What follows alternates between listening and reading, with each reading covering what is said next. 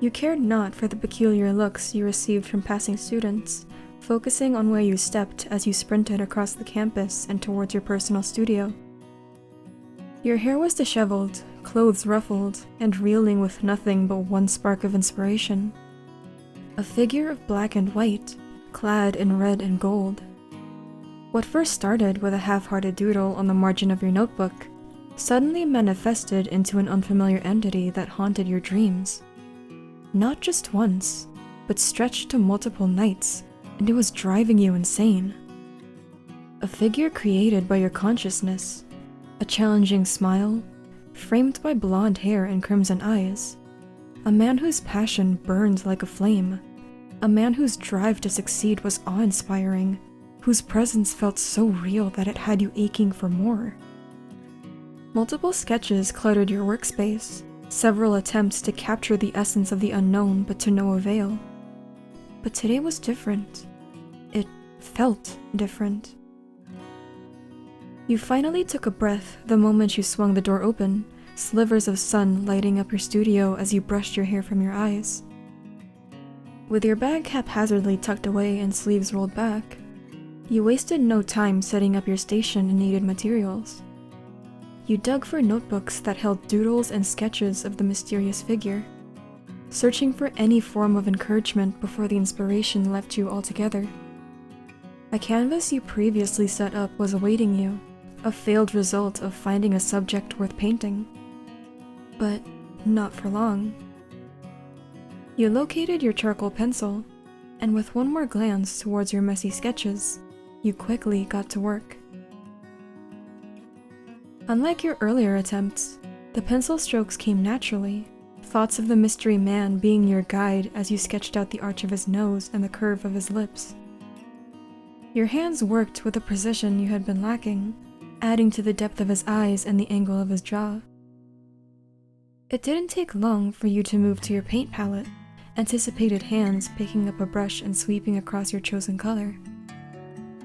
With little hesitation, you brushed against his cheeks, dragging the paint and bringing life to his face. Black and white slowly became splashes of peach and orange, a citrusy scent wafting by as you finished tinting his cheeks with a warm pink. Blocks of color soon formed details that framed his face, blonde hair with piercing red eyes that shone with determination. Your drive refused to falter as you pushed forward, switching to a different brush, and with a flick of your wrist, painting delicate lashes that curled and curtained his eyes. You lined his lips, emphasizing the smirk that you so vividly remember. Never did you pause, the sound of brush against canvas being the only source of rhythm in this empty stage.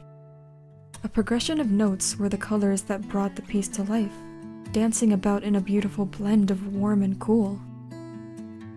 You wanted to capture everything about this man, the uncertainty that came with your first sketch of him, the feeling of unease when he first appeared in your dreams, the beauty of black and white when you learned to embrace his presence, the fire of crimson and gold that dripped from his eyes that filled you with a sense of longing. He wanted to tell his story.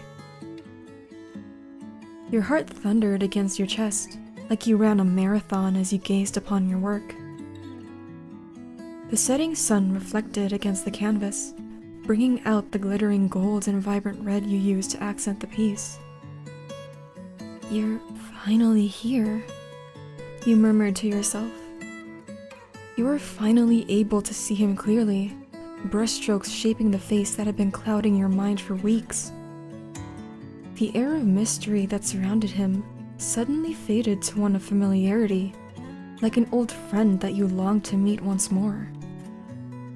You couldn't stop the smile forming on your face, your heart swelling with accomplishment as you moved to clean up your workspace. However, despite the pride fluttering about in your chest, you could feel the pinprick of nerves running up your back. Stuffing the last book into your bag, you gazed back at the painting. It was like he could move at any moment, despite being a figure of your dreams. But you quickly brushed it off as a result of overworking yourself, taking one last glance over your studio before you called it a night. The walk across campus was anything but pleasant. You hoped to see the figure of red and gold the night before, but it was the first time your dream world was graced with a numbing silence. You were void of the beautiful chaos that followed you, dark bags under your eyes as you took another swig of your coffee. But a sudden impact caused you to sputter out, choking momentarily as a stranger's chest was suddenly before you. Hey, watch where you're going. You quickly wiped away the potential cause of embarrassment, looking up at the stranger with an apology at the tip of your tongue. But the person you saw was no stranger. Not at all. Sharp, vibrant eyes met yours, hidden behind rimmed glasses resting on the bridge of his nose. He was more alluring than you could have ever imagined.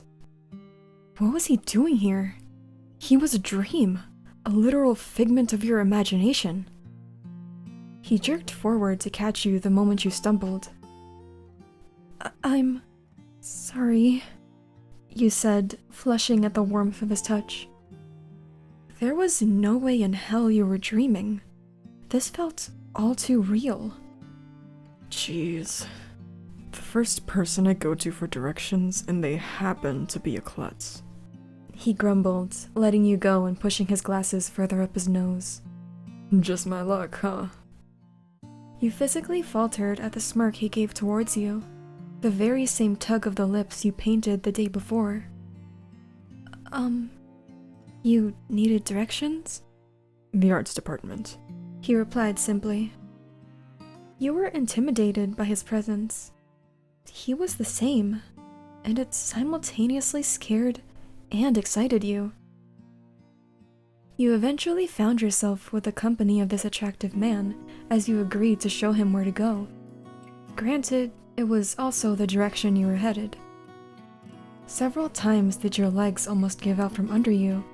Several times did your subconscious tell you to wake up from this dream. Several times did you remember that this man wasn't supposed to exist. There was no way this could be a heavy coincidence. So, you got a name, or am I supposed to follow a stranger? He suddenly asked. You quickly introduced yourself, too nervous to look him in the eye. The name's Katsuki Bakugou. You quietly mouthed the name, a small grin pulling at your lips as you finally have a name to identify the man of your dreams. It was a tense walk across campus, but the unease you felt slowly leveled to a comfortable silence the closer you got to your building. I know where to go from here, he said, pulling out his phone and typing away at it. You gave a curt nod, hesitating on leaving. It was obvious that he was also hesitating, pocketing his phone after a few seconds and ruffling his hair. Hey, he spoke, his voice cracking before clearing his throat.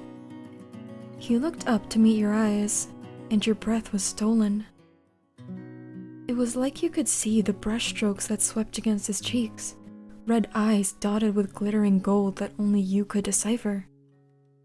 You could recognize every dot and line that made up the man before you, pink-tinted cheeks and lips tugged up in contentment. Don't get the wrong idea, but do you think we could grab a drink or something sometime? Out of all the nights you dreamt about him, it was almost unnatural for him to act so soft compared to the overwhelming spitfire you grew accustomed to. But nevertheless, I'd love to. He stifled a laugh. Didn't think you'd be so eager. You bit your lip out of embarrassment as he handed you a slip of paper.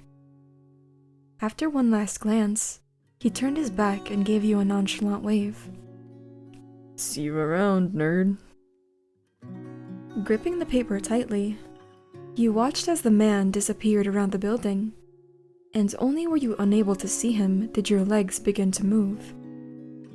You dashed towards your studio, heartbeat loud in your ears. One last attempt to confirm that this wasn't some sick dream. At this point in time, you hoped it wasn't.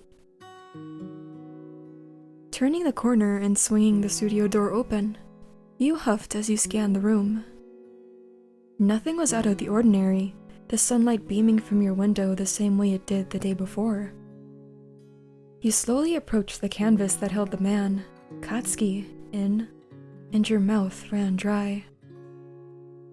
Empty space, save for the leftover slivers of gold that served as the background. A trembling hand cupped your mouth in shock, the other moving to touch the blank space left. How could this happen? Why did this happen? The vibrant yellow of a sticky note was attached on the easel, your eyes gazing over the neat handwriting. You could feel the heat rising to your cheeks as you read what was written. Just being a dream wasn't enough anymore. Thanks for bringing me to life. It was cheesy, it was unlike him, but it was real. It was goddamn real.